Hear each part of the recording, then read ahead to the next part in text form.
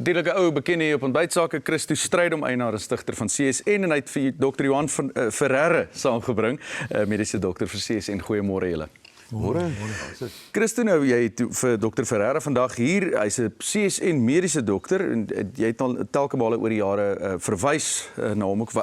Wat kom deel julle met ons vandag? Ek moet daarom net begin om te sê dat 49 jaar gelede het ek hierdie dokter as toe was ek 'n vlieginstrukteur en ek het hom opgelei as 'n vlieënier.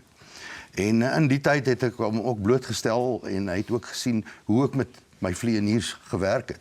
Want hulle moes beroepssekuriteit hê en om dit te kry moet jy definitief reg eet. Jy mag nie oorgewig wees nie en jy mag nie enige siektes hê nie. Nou daarvandaan het hy ook sy moeder van hierdie plan vertel.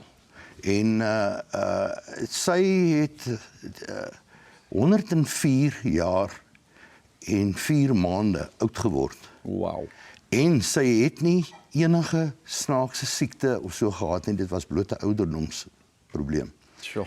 En op 86 het sy nog tennis gespeel. Maar sy het die CSN leefstyl gevolg. Ja. Dit weet ons. Sure. En hier sit die dokter vandag. Hy het die CSN leefstyl, ek kan nou vandag sê, hy het nou nie as ons opgegaan of afgegaan oor die jare nie. En hier is hy 76 jaar oud. Hy's 'n praktiserende dokter en hy het hierdie leefstyl gehandhaaf reg deur sy lewe self en hy het 'n geldige privaat vlieglisensie op hierdie ouderdom. Wow. En Dawie sal vir ons sê, hoe wonderwerk is dit? Ja, en Dr. Ferreira het al wonderlike en wonderwerk gevalle oor die jare beleef natuurlik met CSN. Asseblief vertel ons daarvan. Ja, nee, kyk, ek het die produk gesien, Christo pas dit toe op sy pilote wat hy opgelei het en maar die eerste pasiënt wat my nou regtig waar amazing was is toe 'n pasiënt uit die hospitaal ontslaan het. Hy was erg obese geweest op orale antibiotiese middels en op insulien en hulle het met hom nêrens gekom in die hospitaal en hy het net eenvoudig homself ontslaan. En uit desperaatheid het hy toe op hierdie program gegaan.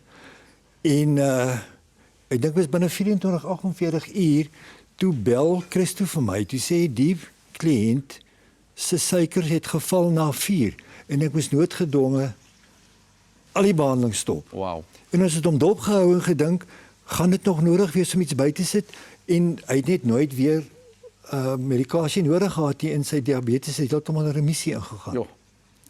Wonderlik. So weet diabetes vetsigtigheid in die wêreld is besig om epidemiese aanwendings aan te neem. Ja. En dit het versekerlik die hoofoorsaak van sterftes geword in die wêreld. Sure. Hulle het nou statistieke wys dat mense wat se body mass index, liggaamsgewig indeks bo kan 37 is, 50% van hulle gaan tipe 2 diabetes ontwikkel. Wow.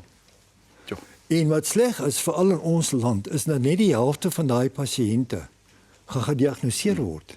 So die ander helfte weet nie hulle diabetes nie. Hulle kry die aanverwante siektes, hulle kry hipertensie, hulle kry strokes, jy weet, en hartaanvalle met al die